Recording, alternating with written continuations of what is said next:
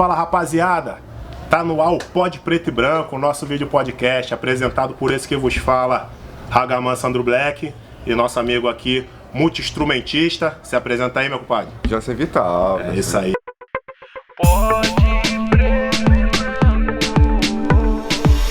Pode preto e branco, pode preto e branco, pode preto e branco, pode preto e branco.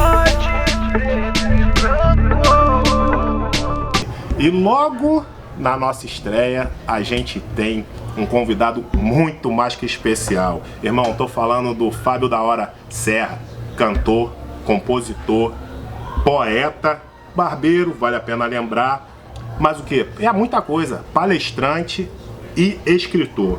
Autor dessa obra que tá aqui na minha mão. Bem-vindo, meu compadre. Então, peraí. Segura aí. Cadê a claquete que a gente contratou pra fazer um barulho? Hoje, aqui com a gente, um convidado mais que especial. Sagat B! Barulho aí, pô! Aí sim! Não fomos nós. Então, que logo de cara aqui a gente quer te presentear aqui com a camisa do podcast. Obrigado. Valeu? Tem a canequinha aí também, a gente tá Show de bola. começando esse projeto aí. Eu acho que não tinha um convidado melhor do que você pra nos ajudar aí nesse projeto. Valeu? E pra quebrar o gelo aqui, eu vou te fazer uma pergunta pra você dar uma filosofada aí. O nome do podcast é Pod Preto e Branco. E o que você acha? Pode preto e branco? Ou tem coisa que só pode preto? Tem coisa que só pode branco? E aí, o que você acha? Cara, eu sou muito a favor da liberdade, né, cara? Sim. Eu tenho um ditado que eu costumo dizer que a vida faz do homem o que ele é, mas o homem faz da vida o que bem quer. Então pode preto, pode branco, cada um sabe o que é melhor pra si. Depende. Branco não pode se meter em assunto preto, né, bicho? A gente não pode se meter no que vocês estão na luta, A gente não tem que dar opinião, né? A gente tem que estar no nosso lugar, né, mano? Poder pode, mas no seu lugar. Não vejo dessa forma, não vejo dessa forma. Tu tem essa visão? Tu acha que pode... Eu acho que assim, cara, eu acho que o coerente? debate ele é livre, né, cara? Sim. Mas tu não perde a paciência quando vê um branco falar, pô, não, mas eu acho que nessa questão aí...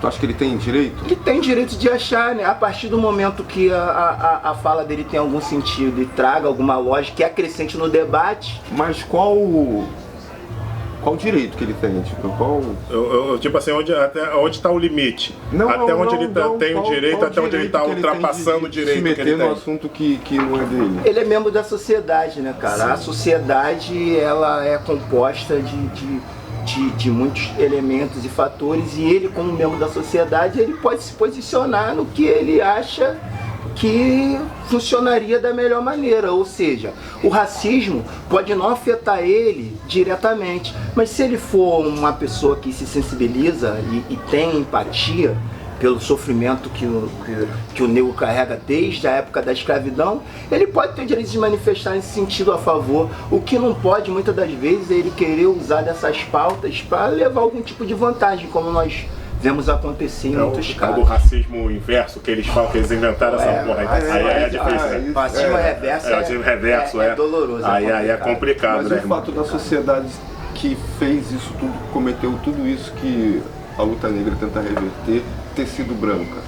Sim, mas eu acho assim, o cara que ele se reconhece como um privilegiado, ele olha para a sociedade e ele se reconhece como um privilegiado, ele faz por onde reaver, né, aquilo que veio de uma forma tão fácil para ele, ele vê que realmente os negros precisam ser ressarcidos. Então, aí que tá. Aí é que muitos têm a opinião de que isso que você falou, ele já é um privilegiado, ele faz parte da sociedade que criou isso, então é hora dele ficar calado, né?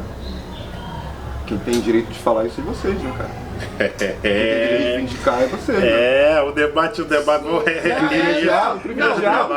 Fala mais alto pra poder pegar legal o som. Quem tem o direito de falar é ele. A gente tem um dever. Isso, entendeu? ótimo, a gente tem um sensacional. dever, ele tem até o direito de falar ou não, mas a gente tem um dever de falar toda hora, todo momento. Já teve casos de não deixar eu meter, meu irmão, tu é branco, não tem nada a ver. Dependendo do jeito que você E entrar, não eu só também disso, falaria. de LGBT também, tu é hétero, não tem que se Você meter. não entende, Sim, você não tá, você não sente o que a gente Não sente. quero nem ouvir tua voz, já coisas do tipo. Existe esse tipo de radicalismo, extremismo, mas é. eu acho que toda posição, É se ela direito. for bem colocada, ela acrescenta. Ah, beleza. Então, respondendo a pergunta, pode preto e branco, né, mano? Pode preto e branco? Pode preto e Pode branco. preto e branco, pode preto e branco. Junto no meu objetivo pode, né? Um querendo escravizar o outro não pode. É isso aí. Tem que estar jogando no mesmo time, né? É isso. Querendo fazer gol no adversário, não pode fazer gol contra, né? Não é isso? Então, mas então, cara, é muita história. Esse cara aqui é muita coisa para se falar sobre. Então nós vamos aqui já entrar de sola. Sagate, a gente sabe aí da tua história, a gente sabe que você foi 20 anos envolvido com crime.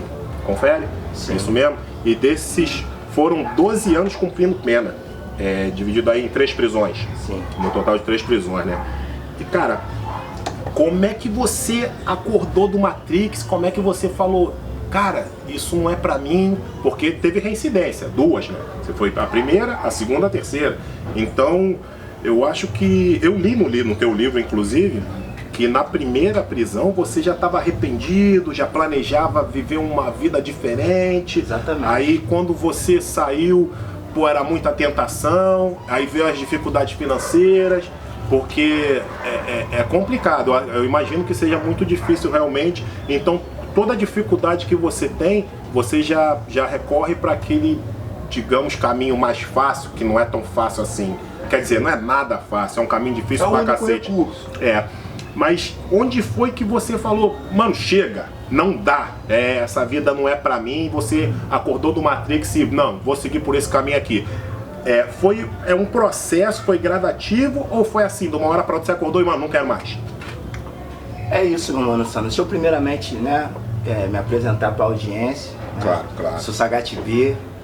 Hoje tenho 44 anos, mas infelizmente, como você já disse, na transição da infância para a adolescência, devido ao psicossocial que eu nasci, foi criado e todas as outras questões que envolvem ser uma criança negra, morador de comunidade, acabei muito cedo me envolvendo na marginalidade. Fiquei sim por 20 anos fazendo parte de uma facção criminosa e 12 anos privado da minha liberdade. Queria agradecer também a oportunidade de estar aqui. A gente que Assim, agradece. a honra de poder estar abrindo os trabalhos. A honra né, é nossa, a honra foi escolhida dele. No Pode Preto e Branco. Eu acho que, pô, cara, eu me sinto muito lisonjeado. Eu creio que a futura audiência, que será enorme, né, vão poder usufruir dessa conversa aqui, que antes mesmo de começar as gravações já estava muito interessante. Sim, claro. Então, claro. vamos nessa, né? Quando você falou, mano, essa desconstrução do marginal, né, ela foi muito gradativa, né, e muito dolorosa também, porque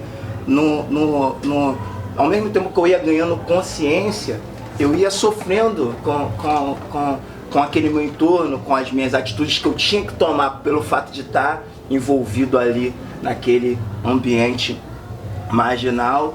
E ela se deu muito lentamente, né? Como você já disse, a partir do momento que eu fui preso a primeira vez, eu fiquei 2 anos na minha primeira detenção.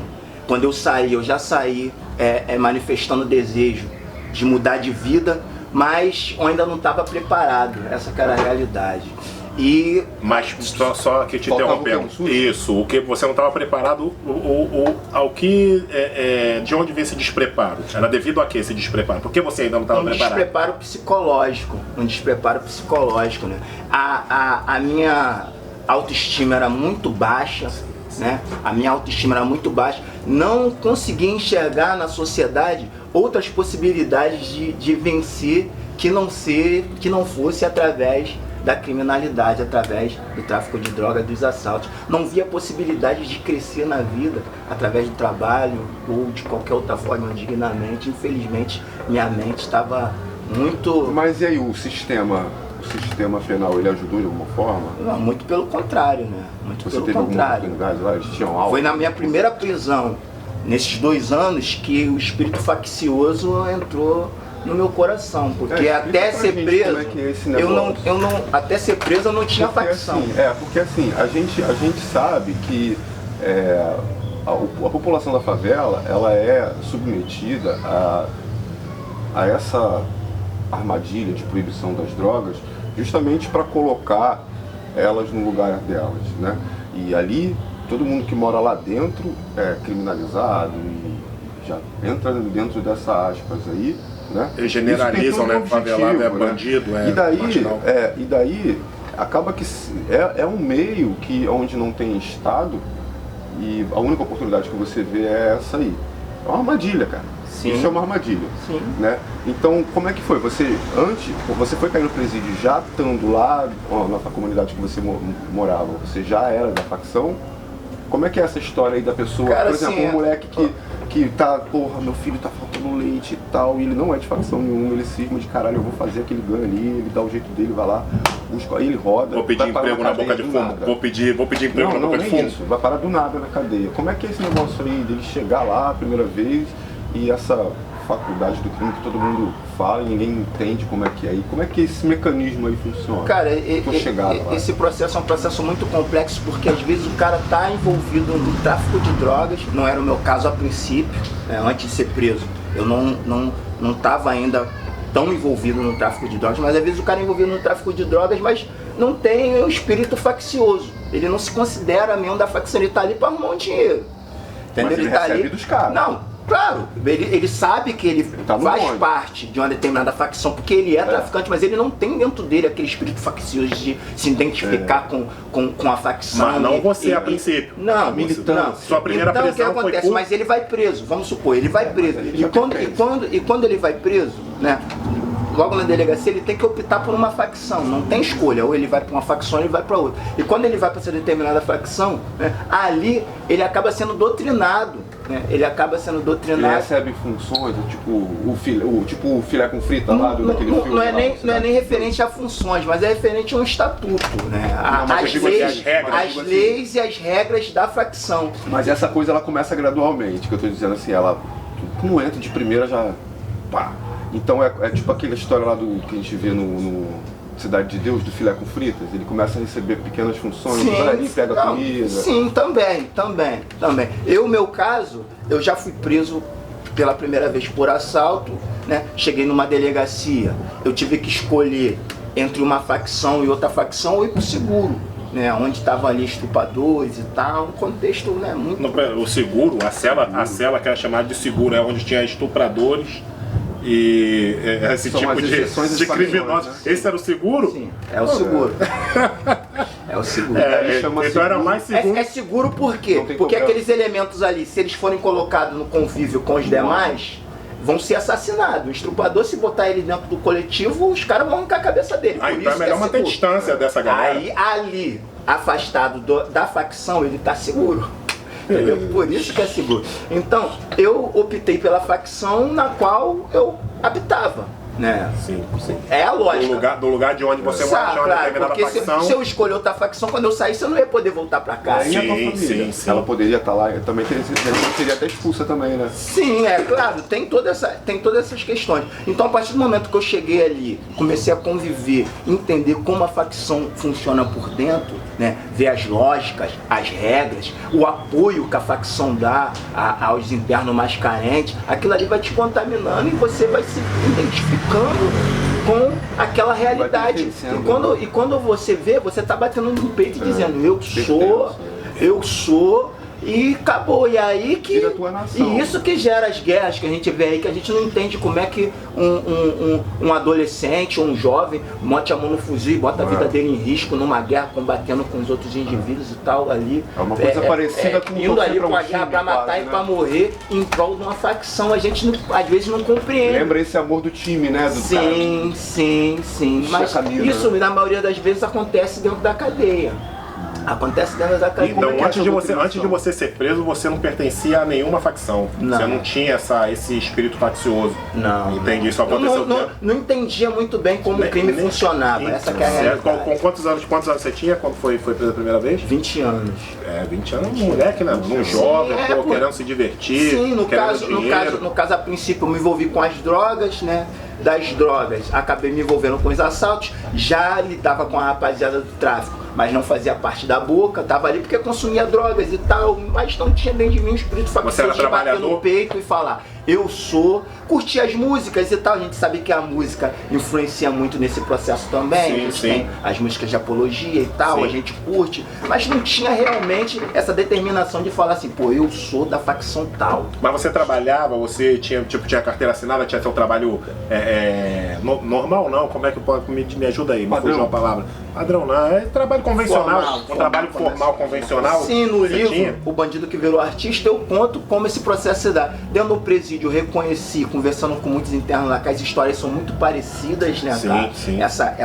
Essa questão dessa degradação, principalmente por meio das drogas. É o que Exatamente acontece. aquela armadilha que o Jansen Sim, citou. claro, porque o fato das drogas terem toda essa repressão, quando o cara se vê ali consumindo, ele automaticamente já começa a se considerar meio que um marginal, ainda que ele Ele trabalhe. sabe que tá fazendo algo que é Ainda errado, que que ele é trabalhe, ilícito, ainda né? que ele A seja favela não é trabalhador. só isso, a favela não é só droga. Sim. E todos os crimes que a polícia invade ali, hoje em dia, cada vez mais, não é só isso.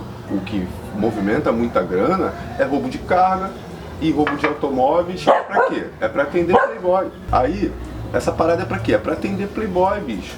Porque os caras... Quem compra a peça roubada? É o cara que, meu irmão, ele quer ter o bagulho, ele quer ostentar o carrinho dele, mas ele não quer gastar dinheiro com a peça original, o desgraçado. E a carga é quem? É o comerciante que não quer comprar com o preço certo. Ele acha que, pô, se aparecer mais barato, ele ganha mais lucro e tal. Safadeza, meu irmão. Safadeza, entendeu? Então, quer dizer, o Estado ele já criou ali um mecanismo que é essa proibição das drogas aí, que é umas leis que vão meio que, tipo, já deixa o tronco lá, meu irmão. Qualquer coisinha é só amarrar alguém. O nego vai e se amarra. Entendeu? É um tronco para nego se amarrar, praticamente. E a sociedade, o empresário, a iniciativa privada, ela também. Ela alicia. Ela tá ali aliciando. Porque ninguém vai roubar um carro se não tiver quem pagar as peças. Sim, claro. Ninguém. Se o cara roubar um carro para ganhar R$100, ele não vai correr o risco. Tá ligado? A questão é essa. É toda uma engrenagem, né, cara? Tá tudo ligado, né? Tá Assim, tudo ligado. assim eu costumo dizer o seguinte, que o Rio de Janeiro, né, a política de repressão ao tráfico de drogas no Rio de Janeiro Faliu. é um exemplo para todas as outras cidades do mundo de como não se deve Como não fazer, combater de como não fazer. o tráfico de drogas. Porque de um lado e do outro é uma parada muito injusta. Porque, cara, ninguém merece, bicho, ter como profissão ser um policial carioca. Cara, na guerra. Eu acho na até que guerra, merece, porque sinceramente, Tá vendo? sinceramente Tá vendo? tem uns caras O subconsciente carioca, como é que tá? tem uns caras que tá aí que Virou uma merece guerra, estar bagulho. ali. Tem uns caras que Os caras cara entram por Não, mas motivos, isso os que caras você viram tá policial, principalmente polícia militar que a gente tá falando aqui, por N motivos, mano. Olha Não só, tem nada eu vou te ruim. dizer o que está acontecendo. O cara, que ele tem uma tendência criminosa dentro da mente Ele dele, escolhe, mas carteira ele é assinada ou inteligente. Não, escuta essa. O cara que ele tem uma tendência criminosa já, né, desde a infância, adolescente, mas ele é um cara inteligente, superou um pouco aquela mentalidade obtusa de dentro da comunidade, que muitas vezes a maioria da molecada tem. Ele, em vez de virar bandido, ele vira polícia. Exatamente. Então, mas é o Exatamente. Eu seguinte, concordo. Não, o que eu quero dizer não é isso. É o seguinte, cara. Tô falando, isso aí é fato, bicho. A gente tá Fácil no meio de de uma ver. cortina de fumaça que é intencional. O Rio de Janeiro, ele é essa sopa doida do inferno porque é intencional. Também o povo aqui fica votando mal pra caceta há mais de 20 anos. Mas, peraí, o que eu quero dizer é o seguinte, cara. Não é uma vida legal o cara trabalhar com segurança pública no Rio de Janeiro, o cara fica maluco, bicho. Isso não é pra ninguém. É uma Tanto que pressão os do caras caralho, vai trabalhar em segurança. Mas não veja sabe bem, como. Não, peraí, deixa a eu sociedade capitalista não está focada em viver uma vida legal. Os caras querem ganhar dinheiro, Não, cara. em outros Exato. lugares do mundo a sua Não, muito é diferente, a vida do policial é diferente, a rotina, até no Brasil mesmo, você tem cidades onde o policial anda totalmente diferente, a rotina é outra. Não, isso aqui. Mas nós Rio de estamos Janeiro- falando do Rio de Janeiro. porque a Ser gente policial é uma carioca. forma de ganhar dinheiro. Tu vê os caras aí, o cara é tá PM, atolado. patente rasa, tá andando de carro A importado, gente tá bicho. atolado aqui. Porra, e ninguém questiona Aí é isso. que tá. Então, aí, mas é isso que eu tô falando. incoerente a renda Pô, dele, né? A renda Não dele faz sentido. não faz É sentido. isso. O cara que eu tô entra pra falando. polícia hoje, daqui a um ano ele tá morando numa mansão, tá andando de carrão e ninguém questiona isso, Ninguém não tem. É isso que eu tô Ninguém falando, questiona. entendeu? Então, o que que acontece? O Rio de Janeiro, ele já tá contaminado por essa cultura e a gente tá carioca, atolado até aqui. Então, meu irmão, não adianta você querer também fazer esse tipo de exclamação que não é culpa dos caras, o sistema já tava aí. E aí é o seguinte, Virou lama, só mergulha na lama quem é porco. Não adianta, é lama. Entendeu? Não adianta você achar que aquilo ali vai ser uma água limpa do nada, não vai ser. Então os é o caras têm seguinte, culpa rapidinho. de... Não, mas... meu irmão, aí não vai ter mais polícia? Não dá pra generalizar. Eu não generalizo. Eu não tô conseguindo terminar. O que eu tô querendo dizer é o seguinte, cara. É dos dois lados. A diferença é o seguinte. No crime, o cara tem a opção de fazer o que você fez. Entendeu? Pô, meu irmão, eu vou meter o pé. Agora, o polícia, muitas vezes, ele tá com família, ele não tem... Não vou sair daqui, eu vou fazer o quê? Ele nem dá tempo. Mas a questão é que o trabalho, o ser humano não foi feito para trabalhar com algumas coisas, mano. Entendeu? Nos Estados Unidos o cara é policial durante um tempo. Ele presta um serviço lá, 2, 3 anos ele começou a ter problema, ele já sai, vai trabalhar com outra coisa. Questão psicológica que você tá falando? Não aguenta a pressão tanto tempo. Os caras são depois que você transforma. São piratas. Porque da mesma forma que eu tô aqui falando que, porra, os caras propositalmente transformam o maluco em criminoso. E depois que o cara virou o Jason e ele naturalizou a vida de matança, não adianta você querer tratar o cara de uma certa forma e partir de certos princípios. Com segurança pública é a mesma coisa. A gente também não pode virar uma guerra aqui, entendeu? Onde vai parecer que o crime é sempre um pouquinho melhor do que ser polícia, e não é bem assim. A polícia é responsabilidade nossa, sociedade, é um problema nosso, né? Tá ruim, tá uma merda, a gente tem que mudar, bicho. É nosso. Eu vou palestrar nas escolas hoje, mas da temática que eu trago é para aquelas crianças ali, principalmente as crianças do entorno das comunidades que vivem aquele contexto de violência contínua, elas não enxergarem a polícia como inimigo. Porque se uma criança ela automaticamente enxerga um policial como inimigo, a tendência dela virar criminoso é muito alta. Sim. Não é. Por mais que a nossa polícia seja uma polícia terrível, eu tento desconstruir esse personagem maligno como a da nossa mente conversa dele. De segunda a sábado, às vezes abre domingo, mas tem que fechar 8, 9 horas da noite. E ele, porra, tem mansão em Angra dos Reis, tem casa no exterior, viaja o mundo, paga as melhores escolas para os filhos, né? Aí você pega o tráfico de droga, né? Que é um comércio que funciona 24 horas por dia, não paga direito trabalhista, não paga imposto. É um dos negócios que mais rende lucro na face da terra. Você vai ver um traficante, o que o cara tem? Um traficante carioca, o que ele tem? Aí você pergunta, pra onde tá indo esse dinheiro? Pra onde tá indo esse dinheiro? Em qualquer esquina aqui do Rio de Janeiro que você for hoje, você vai ver uma boca de fumo. E pra onde tá indo esse dinheiro? Mas aí, esse imposto, ele vai ser a palavra, ela continua tendo o mesmo Vamos ser sinceros, mano. Esse dinheiro, é isso aí. Esse dinheiro, na realidade, tá indo pra polícia, pros comandantes dos batalhões, pros políticos principalmente. Então para eles é conveniente que continue ilícito. Não, claro. Essa é a parada. A proibição ela sustenta simplesmente o terceiro maior mercado. Vamos passar pro próximo tópico aqui, senão a gente não sai desse assunto que é complexo, é sinistro. Todo mundo gosta.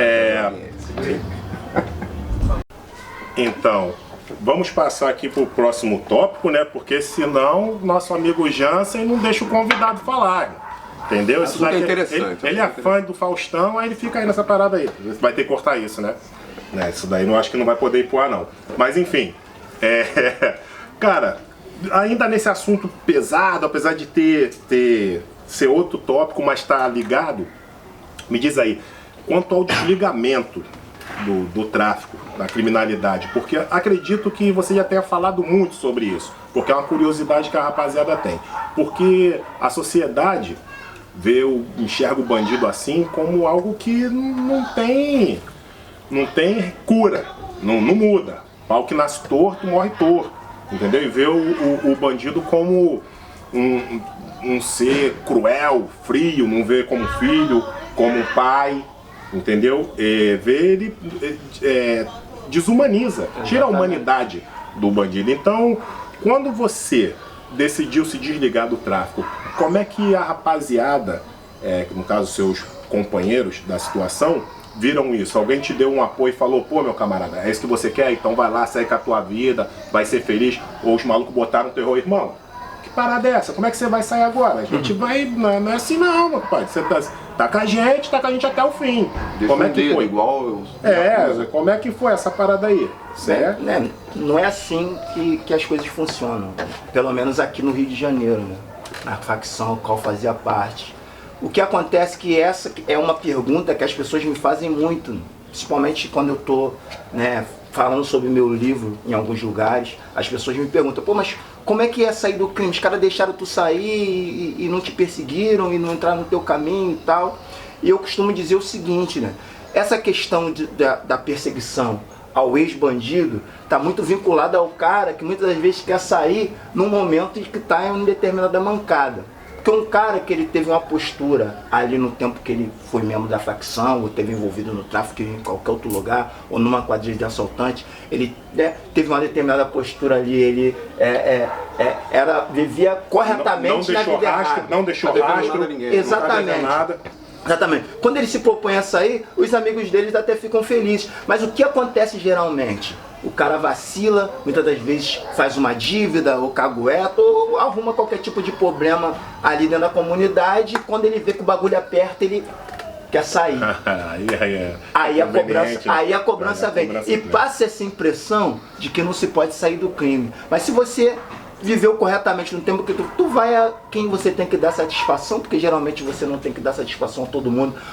Se você é um cara que tem postura, você tem alguém acima de você na hierarquia, e você vai lá e desenrola na boa e o cara fala, não, tranquilidade, irmão, fortaleceu o tempo que tu teve aqui, só somou, e foi o que aconteceu comigo. Entendeu? Escrevi uma carta para quem eu tinha que escrever, tava preso porque eu decidi sair do crime.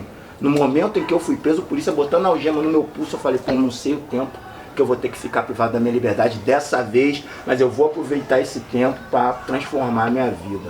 Então, você tem a consciência de que tudo que aconteceu contigo é tipo, é uma escolha, mas como a gente já havia falado, é uma armadilha. Mas você culpa alguém, culpa a sociedade, culpa o governo, as autoridades, a família desestruturada, a ausência do pai, ou você chama essa responsabilidade para você e fala, irmão, eu tô pagando eu tô colhendo o que eu plantei. Então agora eu vou encarar igual homem, de cabeça erguida, vou pagar a minha dívida e vou seguir com a minha vida. Assim, cara, a vida marginal, né, a vida de um cara que se envolveu na criminalidade é uma consequência de muitos fatores, não é um só fator que leva o cara à vida do crime, né?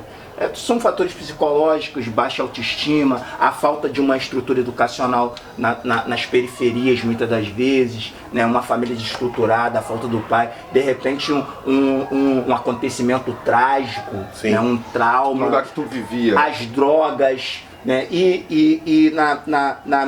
No meu caso, não foi um fator só, né? Tinha a minha baixa autoestima desde criança, um moleque preto, né? De comunidade, meu pai morreu, tinha 1 ano, minha mãe tinha que trabalhar, eu cresci pelas ruas, absorvendo tudo de pior, né? Teve a questão do desenvolvimento com as drogas muito cedo também, com a cocaína, uma droga muito pesada, fui usuário de cocaína na minha adolescência, então foram uma série de fatores que me levaram até ali, mas a escolha pra sair, mano, é uma determinação, não tem meio termo, não tem como ficar em cima do muro.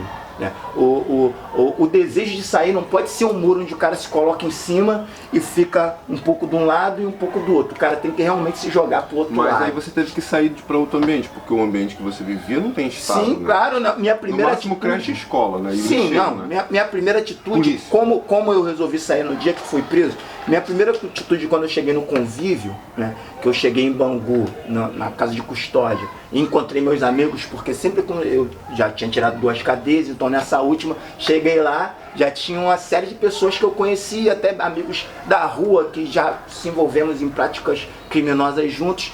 Eu, né, fui lá na direção e pedi transferência para a cela dos evangélicos. E não falei nada. Estava determinada, já havia comunicado a todo mundo que, pô, mano, eu tô com um desejo de viver uma nova vida quando eu sair daqui e tal. Mas as pessoas não acreditam. Foi preparando o terreno. As pessoas não acreditam. Mas quando o policial chegou lá na porta da cela com o meu nome, chamou, Fábio da hora, transferência. Os caras, porra, transferência não, amigo, vai ser transferido pra onde? Não, vai pra cela do... Cara, não, tem um erro, não sei o que, tá maluco, o cara vai... Não, mano, você... Que isso, rapaz, vai abandonar nós, não, tá maluco, rapaz? Mas vem cá, a gente falou, eu não percebi aonde foi o tal estalo aí, o que aconteceu? Foi um livro que tu leu e... não teve um estalo. Na realidade, eu já tava, quando eu saí da cadeia, que eu fiquei 6 anos, que foi a segunda, eu tava já não muito querendo me envolver com a marginalidade, mas não encontrei outro caminho, surgiu uma oportunidade de eu ir para São Paulo, conheci uns amigos na cadeia. Não fazia rap, não escrevia nada? Ainda não. Lia? Não, pouco. Já fazia música, funk na época. Então, dentro desse conhecimento que eu fiz na cadeia, conheci uns caras que tinham as amizades em São Paulo, eu já saí, fiquei uma semana aqui e fui para São Paulo, vi uma possibilidade. Cheguei lá em São Paulo, vi um outro universo de criminalidade, diferente aqui do Rio de Janeiro. Algo muito mais organizado, né? Com fluxo de dinheiro muito maior. Pô, mano, os caras de São Paulo... Sem chamar tanta atenção, sem fazer barulho, os caras da facção de São Paulo é um outro patamar, mano, assim, de organização, em termos de organização criminosa. E aquilo ali me ensinou que eu falei, porra, aqui é outra coisa, aí acabei me envolvendo de novo. Mas eu vim em São Paulo quase 2 anos, pô, envolto, circulado só de imaginar, mano. Não conhecia ninguém que não fosse bandido. É totalmente diferente de favela, né? Favela é nego botando fuzil lá, não tem Não, isso. totalmente diferente. Quase não se vê uma, tipo, não, pra mim que sempre fui um cara tranquilo, que nunca foi afeito à violência, porque eu fui bandido, mas... melhor, né? Porra, graças a Deus, mano, eu posso bater no peito que eu nunca tirei a vida de ninguém, por mais que... Tu nunca foi esses caras cheios de... Não gostava de andar de arma, eu queria dinheiro. A minha meta era fazer dinheiro, não queria problema. Tanto que quando eu saí do crime, eu não tive problema, porque eu não fiz inimigos, não matei ninguém. Não fiz inimigo, eu não fazia inimigo, sempre procurava às vezes sair no prejuízo, mas fazer por menos para não fazer um inimigo. Eu sei que aquele cara ali, que ele tá por baixo hoje, amanhã ele pode estar por cima, cara. Mas em determinado momento eu decidi voltar. E quando eu voltei foragido, doido pra sair do crime, mas o que eu ia fazer? Eu ia me entregar, ia bater na porta da delegacia, ia me entregar. E foragido não tinha oportunidade, mas aí fui nesse assalto na Barra e eu acabei sendo preso. E quando eu fui preso ali, a polícia botando a algema no meu pulso, eu falei, pô, essa é a oportunidade de eu sair, sobrevivi, não morri.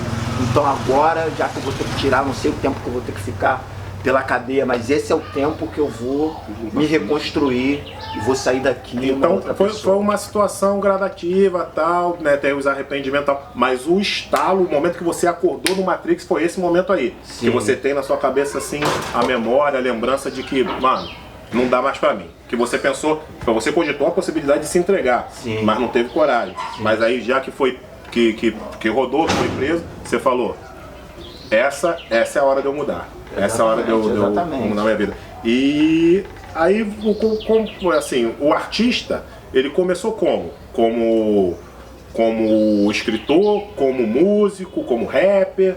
Veio com a música. A música foi antes? Porque né, eu já havia aprendido a tocar violão nessa fase que eu fiquei 6 anos. Então quando eu cheguei, né, de novo na cadeia, que eu, como eu disse, eu fui passar nos evangélicos, ali tinha os instrumentos, então ali eu comecei a compor.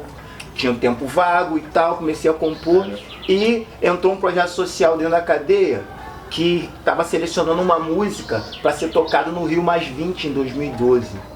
E uma das minhas músicas foi escolhida. E ali todo mundo começou a curtir. Qual foi essa música? A música Futuro. A música, é isso aí. Então a gente vai entrar nesse tópico aqui agora. Vamos falar sobre essa música. Isso me deu muita autoestima, cara. E abriu pra mim a possibilidade de fazer arte aqui fora. Pô, maneiro, maneiro. Inclusive nessa música o refrão diz: eu quero a paz, quero meu coração puro. Você diz, né? Quero a paz, tenho medo do futuro. Então, depois de tudo isso que aconteceu na sua vida, dessa guinada que a tua vida deu, porque hoje você pode, não ser um rapper famoso, ganhar muito dinheiro com isso, mas você tem uma vida digna, você é escritor, você é artista. Como é que tá essa tua visão de futuro agora? Ainda tem medo do futuro? Ou vê com outra perspectiva, tem mais esperança no futuro? Cara, hoje eu já não tenho medo do futuro. Essa música eu escrevi num momento de assim, muita apreensão realmente, porque eu sabia que eu ia sair. Quando eu saísse aqui fora, eu entendi as dificuldades que eu ia enfrentar para reconstruir minha vida. Então eu tinha medo do que poderia acontecer. Mas eu saí, enfrentei as dificuldades, superei e hoje eu tô aqui, consegui de fato reconstruir minha vida, passou. Tá de parabéns, tá de parabéns. Inclusive esse vídeo é muito, um vídeo bonitão, né? Que conta com o projeto de capoeira, Mestre Raposo, né? Na Mangueira. Pô, isso é sensacional, muito legal. E aí, você já ouviu esse som? Quem ainda não viu, vê lá. Ah, tem lá no YouTube. Rap Sagat B Futuro. Isso aí, é sensacional. Mas aí, Sagat, como é que tu conseguiu, cara, daí escrever letra, que de repente é um negócio de uma, duas folhas, não seja rap, como é que tu conseguiu pegar essa sacância de escrever um livro assim, mano, todo os capítulos certinho, organizar tudo certinho, tudo mais, sem ter faculdade, assim, tu tem qual Cara, é o nível de dificuldade? eu estudei até a 6ª série. Mas, posso complementar a pergunta aqui? Só pra ficar... Porque o que acontece? Cara, esse lance do livro é uma parada que eu falei, mano, esse maluco é genial. E eu falei, não é possível que ele é autodidata a esse ponto de escrever um livro sozinho, porque eu já quis escrever um livro. Eu tenho pós-graduação, entendeu? E eu comecei a escrever, tem várias histórias tristes também, mas quando eu comecei a escrever, eu percebi, cheguei a escrever umas páginas, mas eu percebi que não estava indo para lugar nenhum. Eu não sabia que formato colocar ali, eu estava completamente sem rumo. Então você teve uma orientação, alguém te falou como é que eram os trâmites, alguém te disse qual era o formato ideal, como você faria, o passo a passo, ou foi completamente instintivo essa parada? Completamente instintivo, cara, porque a partir do momento que eu me reconheci autodidata, quando eu me reconheci autodidata, que eu aprendi a tocar um violão sozinho lá dentro, e eu vi que eu consegui aprender as coisas com muita facilidade, eu vi que não tinha limite pro que eu quisesse fazer. Então lá dentro da cadeia eu nunca tinha posto um pé num teatro, mas montei uma peça de teatro e a gente executou lá dentro a peça de teatro para nossas famílias assistirem nos dias de visita, assim, sem nunca ter ido no teatro. Então eu escrevi um roteiro de teatro e fui diretor de teatro dentro da cadeia. A gente montou também um grupo de pagode lá dentro, tinha um grupo de pagode chamado Ritmo de Liberdade, que é uma coisa assim sensacional. Que nem os então quando eu decidi escrever a minha história, eu já tinha lido alguns livros, nunca tinha lido uma autobiografia. Eu falei, poxa, cara, vou ler uma autobiografia. Eu falei, não, vou deixar o meu instinto falar por mim e vou sentar e vou começar a escrever. E eu vou te falar, o mais difícil... Não, eu não li, ele não chegou a ler, foi instintivo, e assim, puro mesmo. E eu digo pra você que o mais difícil foi começar. Porque no dia que eu escrevi a primeira página, eu não parei mais, até terminar o livro. Mas aí é muito fácil, porque tu tem uma referência que é a tua linha do tempo, a tua história que tu tá contando. Claro. Mas, cara, não é muito fácil. Que porra essa que é muito fácil, então eu sou burro pra caralho. Eu acabei de falar aqui que eu tentei escrever a porra de um livro e não consegui pra lugar nenhum. Mas aí... Contar a história você tem algo sólido. Era da minha vida também. Você tem algo sólido, você tem algo sólido pra se basear. O difícil é até você elaborar os textos para que as pessoas possam compreender. Sim. E prender as pessoas também ali ter um interesse em ler ali a tua história. Cara, aí tem quanto tempo já esse lançamento aqui? Vai fazer um ano. Tá em qual é a segunda edição, a terceira? Não, tá ainda na primeira edição. Primeira edição ainda.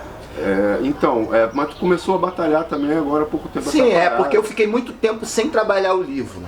Lancei o livro, vendi pra quem tinha que vender e depois ficou as caixas de livro lá em casa. Não tinha como pagar pela publicidade, mas agora eu descobri uma maneira de ganhar dinheiro com o livro. Então eu tô na cidade vendendo meu livro todo dia. Cara, tu já tá fazendo palestra em faculdade. Sim. E nenhuma delas particular? Não. Só pública? Não, pública. Geralmente escolas. Estou indo mais em escolas.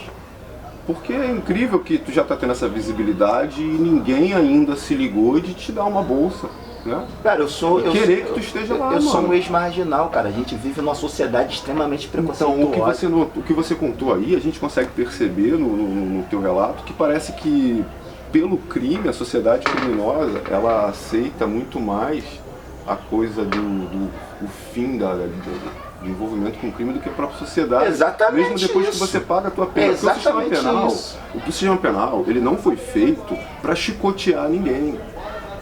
Ninguém tem o direito. O sistema penal ele não foi feito para ser do jeito que ele está. Ele não foi feito para colocar as pessoas onde ele coloca as pessoas. entendeu? E o brasileiro, ele parece que ele quer um sistema penal que açoite, ele parece que ele quer que a pessoa cometa um crime e ela morra condenada por aquele crime. Essa é a sociedade não é que assim, vivemos, não cara. é assim. O Infelizmente. sistema penal, ele é feito para educar. Uma lei, ela tem uma punição grave durante um certo período, enquanto esse crime ele é muito praticado, e aí com o tempo ele vai educando essa sociedade, e aí essa punição já se torna demais, e ela vai reduzir, e qualquer hora, meu irmão, tem muita lei, tem gente que trabalha o tempo todo, de tirar a lei em desuso, porque não precisa mais educar, não precisa mais educar. Então é isso, você foi lá, meu irmão, você pagou a tua dívida com a justiça, você tá limpo, o bebê que acabou de nascer fresquinho, entendeu? E com uma coisa mais, que reforça mais a presunção de índole de você daqui pra frente, é que você sabe que merda vai dar se tu sair da linha, à margem, né? E o cara idôneo, não. O cara idôneo, ele tá ali no carro dele, ele tá, daqui a 10 minutos ele pode matar alguém. Sim, eu costumo dizer o seguinte, o cara que ele comete um erro, todo mundo tá passivo a errar, o ser humano. Todo mundo. O cara que ele comete um erro, há erros a erro, mas se ele comete um erro que leva ele a cair dentro do sistema carcerário, o problema é quem erra, né? Ele tá estigmatizado, ele tá estigmatizado pro resto da vida, porque ele nunca mais vai deixar de ser ex-presidiário. Tá arriscado ele morrer e escreverem na lápide dele lá, fulano de tal. Dizer, ex-presidiário. Pode crer. Concordo plenamente. Que tá com uma mente totalmente deturpada, porque isso você não pode chegar pra uma pessoa idônea e considerar ela um bandido. Isso então, mas o trabalho do livro, O Bandido que Virou Artista, tem muito essa intenção de mostrar para as pessoas a possibilidade da ressocialização. Ainda que foi uma autorressocialização. Assim. Mas se os nossos governantes, surgiu de você mesmo. se a nossa sociedade investir, por quê? Porque, cara, o que salvou minha vida, eu vou dizer, o que salvou minha vida de fato foi aprender a cortar cabelo.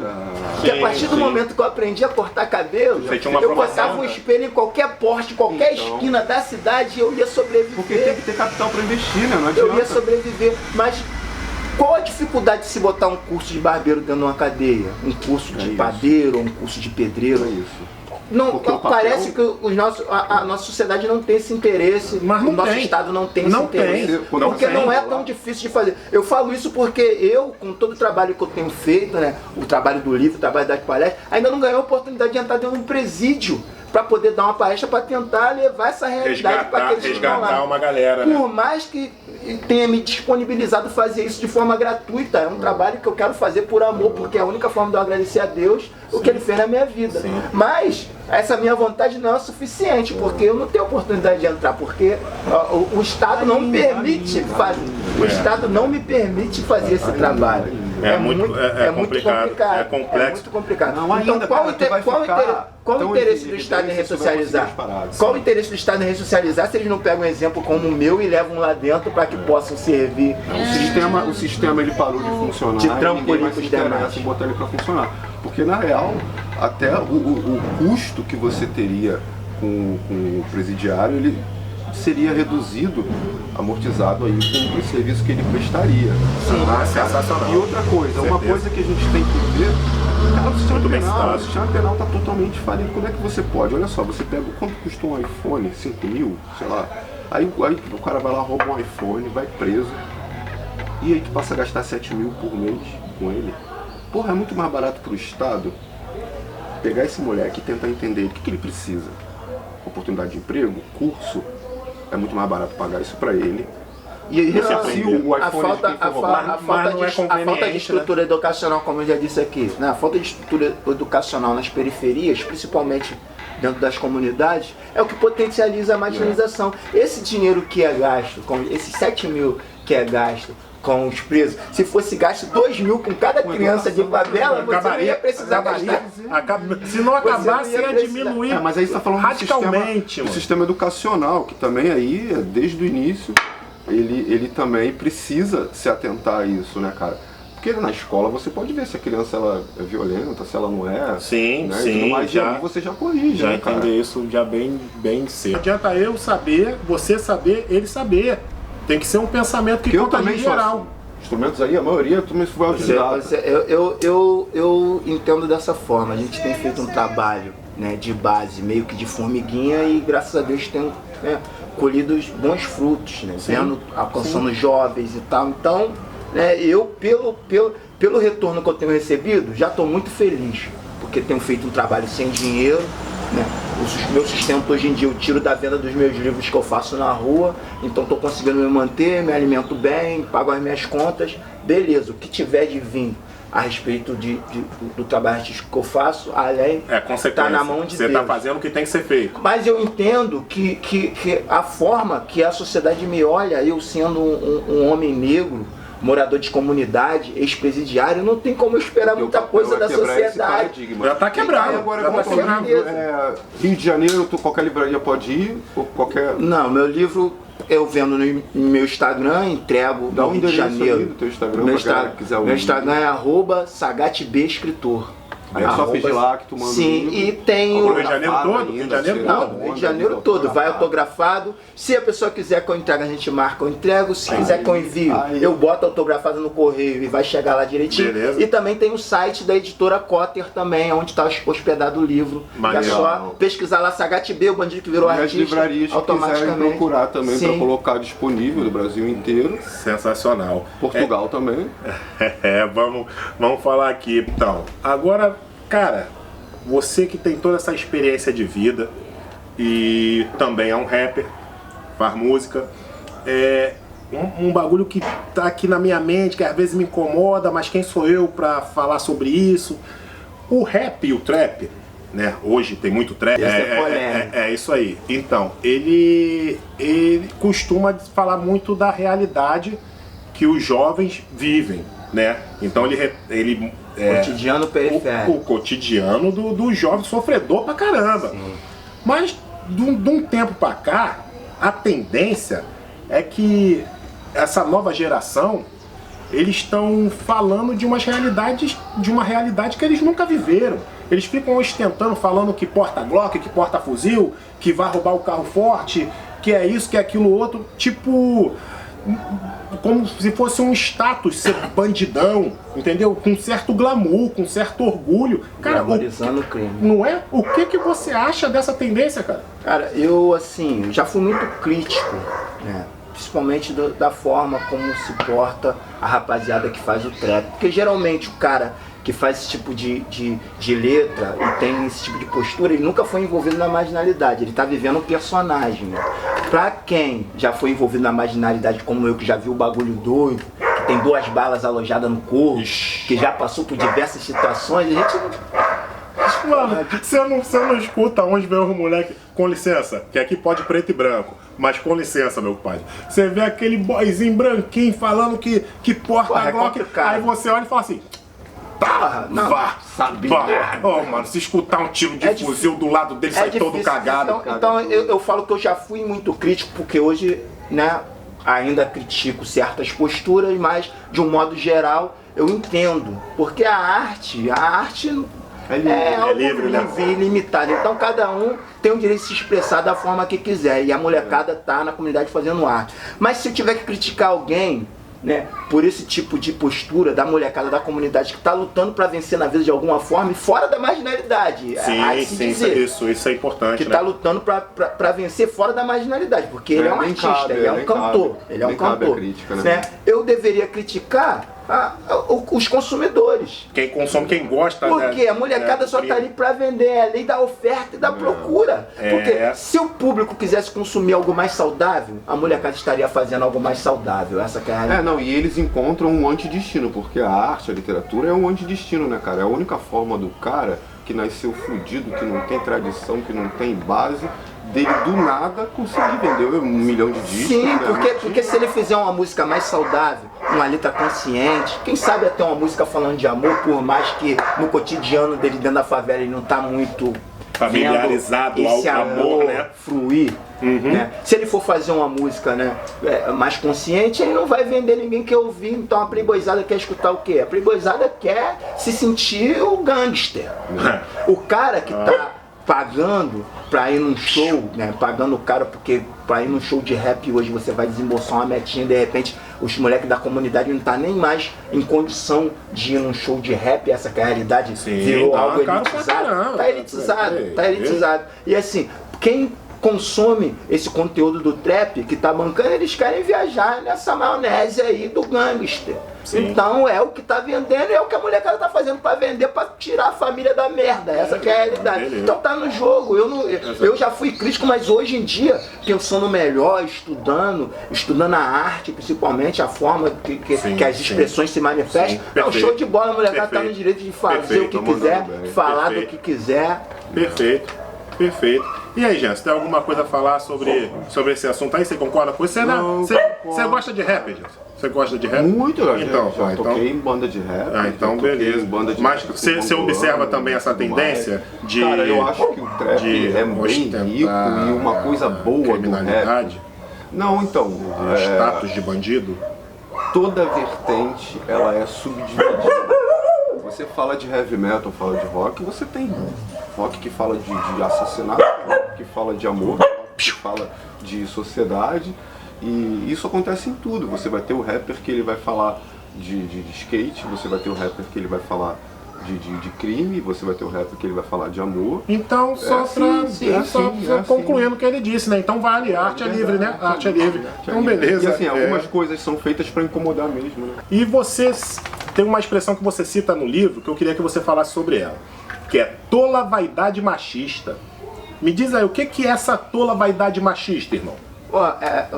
A tola vaidade machista é muitas das vezes você se envolver com várias mulheres, não por uma necessidade ou por uma atração sexual, mas simplesmente para dizer que você é o cara. É pros outros. Você pega a mulher pros outros. Pega a mulher pros outros. Isso é exatamente. Tola vaidade machista. Tá ouvindo aí, ô machão? Pô, larga a mão de ser otário, dá valor à sua mulher, rapaz. Que é uma mensagem também que você deixa no livro. Assim, né? não, eu reconheço que essa minha fase de se envolver com várias mulheres ao mesmo tempo foi muito prejudicial para minha vida, né, cara? Além de custar caro, porque... Custa, né? Custa caro. Não, tem que estar. Cara, você acaba perdendo tempo porque você não se envolve, tu tem várias, mas não tem nenhuma na realidade. Então, você não tem como ser feliz vivendo em vários relacionamentos ao mesmo tempo, porque você não se aprofunda em nenhum. Então, depois de mais idade, com mais experiência, eu olhei pra trás e reconheci isso. Hoje, busco fazer diferente. Hoje eu sou. Tem quantos filhos? Eu tenho 2 filhas, mas minhas filhas já são grandes já. De outro casamento? Sim, dessa época. Dessa época, né?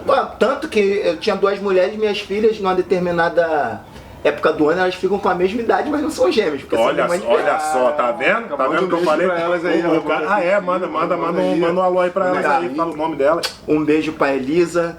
É MC Lizzy, tá? É mesmo, tá? Quem quiser seguir na rede social lá, minha filha tá arrebentando. Eu, MC Lizzy, pode seguir na rede social lá, minha filha tá arrebentando. Vou seguir, e a Débora tá fazendo faculdade de Direito, um orgulho. Olha só, que me deu um netinho também, Emanuel. Pô, já é avô, cara? Já sou avô. Olha só, mano, Mas é isso, cara. Então, nós vamos ficar por aqui, vamos finalizar aqui. Muito obrigado, Sagat B. Não, prazer. Uma honra. Recebeu aqui de conhecer pessoalmente, que eu já conhecia a tua arte, mas nunca tinha trocado uma ideia contigo assim, tete a tete. Show. E, porra, agradeço muito e eu acho que não poderia ter sido um convidado melhor para essa nossa estreia do Pod Preto e Branco, certo, Jansen? É isso aí. Cara, tem um recado aí pra rapaziada? Muita coisa pra gente trocar ideia, muito assunto. A gente vai ficar aqui 10 horas, né, mano? O cara tem uma história... daqui a um tempo a gente marca de novo.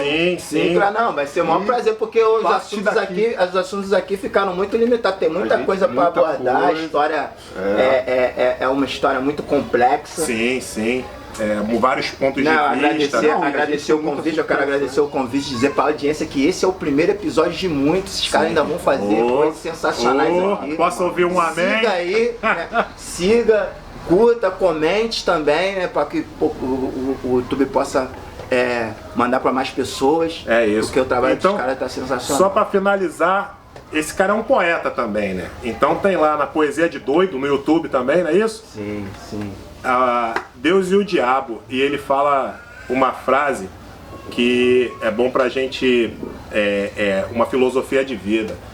Se eu tô vivo, tá bom, então deixa eu viver, não é isso? Essa foi a conclusão que eu cheguei quando eu tava preso. Nos momentos de mais aflição, eu refleti e falava, porra, tô vivo. Então tá bom. Tá bom, daqui a pouco eu vou sair daqui, tô Logo, vivo. deixa a eu gente viver. Sendo preto ou branco, pode preto e branco. O negócio é viver. Valeu, rapaziada. Rapaziada.